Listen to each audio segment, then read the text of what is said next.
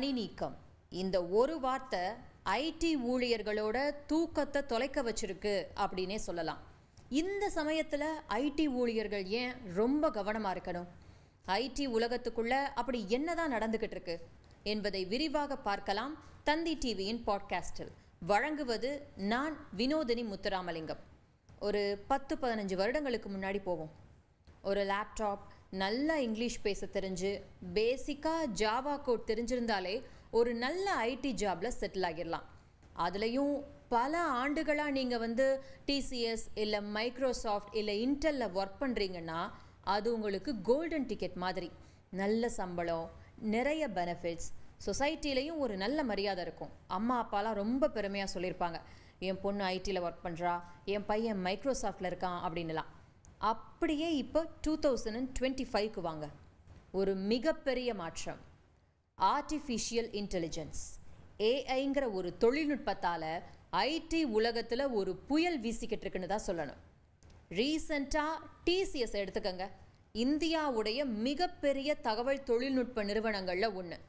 வர்ற 2026ல் 12,000த்திற்கும் அதிகமான ஊழியர்களை பணி நீக்கம் செய்ய போகிறதா அறிவிச்சிருக்கு. ஏன் திடீர்னு லே ஆஃப்? அந்த கம்பெனிக்கு லாபம் இல்லாததாலையா? இல்லை. இன்ஃபேக்ட் மணி வைஸ் அங்கே எந்த பிரச்சனையும் இல்லை. லே ஆஃப்கான காரணம் என்ன சொல்கிறாங்க தெரியுமா? அதுதான் ஷாக்கிங்காக இருக்குது.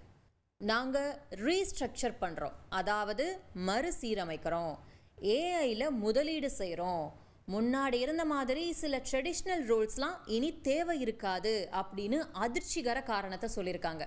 யாரெல்லாம் இதனால் அதிகம் பாதிக்கப்பட போகிறாங்க தெரியுமா? ஒரே கம்பெனியில் 10-15 வருடங்களாக வேலை செய்கிறவங்க, டீம் லீடராக இருப்பாங்க, ப்ராஜெக்ட் மேனேஜராக இருப்பாங்க, டெலிவரி ஹெட்ஸாக இருப்பாங்க. அதாவது தினம் தினம் ஒரே டைப் ஆஃப் ஒர்க் பண்ணுறவங்க. ரிப்போர்ட் பண்ணுறது, இமெயில் அனுப்புறது, கிளைண்ட் அப்டேட்ஸ் கொடுக்கறது, இந்த மாதிரி. அவங்க இப்போ ரீசெண்டாக அப்டேட் ஆகாமல் இருந்தா, like AI, cloud, data tools இல்லை ஆட்டோமேஷன்லாம் அப்டேட் ஆகாமல் இருந்தால் அவங்க அதிகம் பாதிக்கப்படலாம். ஸோ கம்பெனிஸ் என்ன நினைக்கிறாங்கன்னா, ஏஐ தொழில்நுட்பமோ இல்லை ஒரு இளம் பணியாளர் இல்லை ஒரு நல்ல அப்டேட்டடான ஊழியர் அதே வேலையை வேகமாகவும் ரொம்ப குறைஞ்ச ஊதியத்துக்கும் செய்ய முடியும். அப்படிங்கிறப்ப அப்டேட் ஆகாமல் இருக்க ஊழியர்களை எதுக்கு வச்சுருக்கணும் அப்படிங்கிற கான்செப்டில் சீனியர் எம்ப்ளாயீஸை லே ஆஃப் பண்ண போகிறதா தகவல் வெளியாகியிருக்கு.